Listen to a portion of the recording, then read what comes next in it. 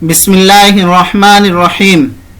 25 رمضان المبارک نماز کے متفرق مسائل تکبیر تحریمہ اور قرأت کے متعلق ضروری مسئلہ تکبیر تحریمہ اس قدر آواز کے ساتھ کہنا ضروری ہے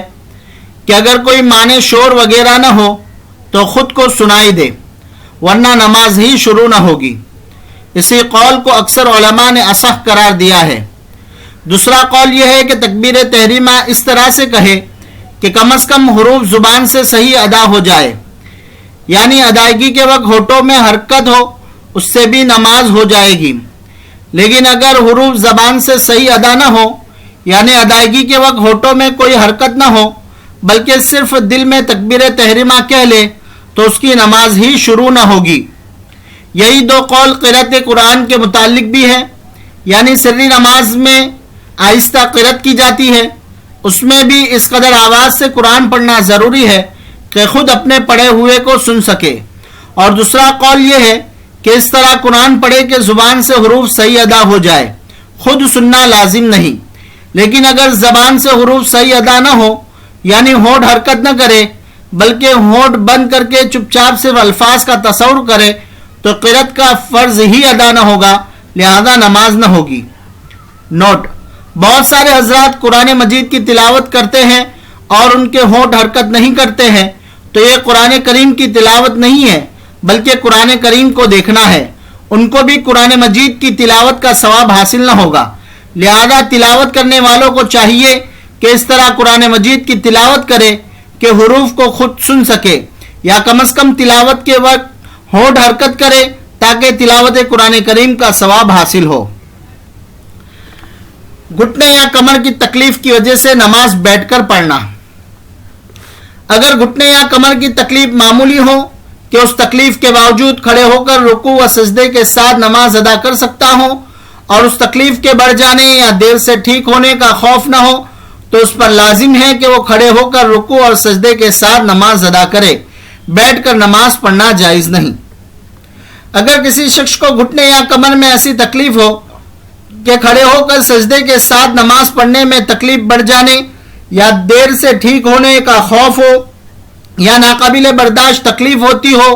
یا وہ شخص جو زمین پر بیٹھنے پر قادر ہو مگر رکوع اور سجدے پر قادر نہ ہو، تو یہ شخص زمین پر بیٹھ کر اشارے سے نماز ادا کرے۔ اس کے لیے تشہد ہی کی حالت میں بیٹھنا ضروری نہیں بلکہ جس حیت پر بھی ہو، خواہ تورک کی حالت پر یا الٹی پلٹی مار کر یا قبلے کی طرف پاؤں پھیلا کر، جس طرح بیٹھنا سہل و ممکن ہو اس حیت کو اختیار کر کے زمین ہی پر بیٹھ کر نماز ادا کرے، کرسیوں کو اختیار نہ کرے، کیونکہ شریعت نے ایسے معذورین کو زمین پر بیٹھنے کے سلسلے میں مکمل رعایت دی ہے۔ جس حیت پر بھی ممکن ہو نماز ادا کرے۔ ایسی صورت میں بلا ضرورت کرسیوں پر بیٹھ کر نماز ادا کرنا بچن وجوہ کراہت سے خالی نہیں۔ نمبر 1، زمین پر بیٹھ کر نماز ادا کرنا مسنون طریقہ ہے، اسی پر صحابہ کرام اور بعد کے لوگوں کا عمل رہا ہے۔ 90 کے دہائی سے قبل تک کرسی پر بیٹھ کر نماز ادا کرنے کا رواج نہ تھا، اور نہ ہی خیر القرون سے اس طرح کی نظیر ملتی ہے۔ خود نبی کریم صلی اللہ علیہ وسلم نے بھی سخت مرض کی حالت میں زمین پر بیٹھ کر نماز ادا کی، جبکہ اس وقت بھی کرسی موجود تھی۔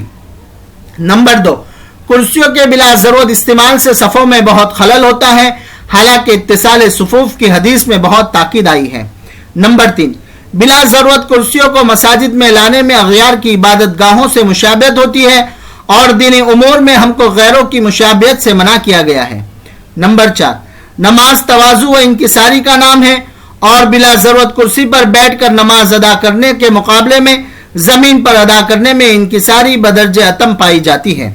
البتہ زمین پر کسی بھی حیت میں بیٹھ کر نماز ادا کرنا دشوار ہو جائے تو پھر کرسیوں پر ضرورت کی وجہ سے نماز ادا کی جا سکتی ہے، لیکن زمین پر بیٹھ کر رکوع اور سجدے کی قدرت ہونے کی صورت میں کرسی پر اشارے سے نماز ادا کرنا جائز نہیں ہے۔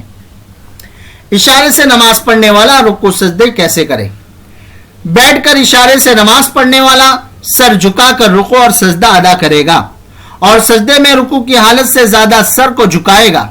زمین پر بیٹھنے والے شخص کے لیے سجدے کی صحت کے لیے سرین اٹھانا لازم نہیں ہے۔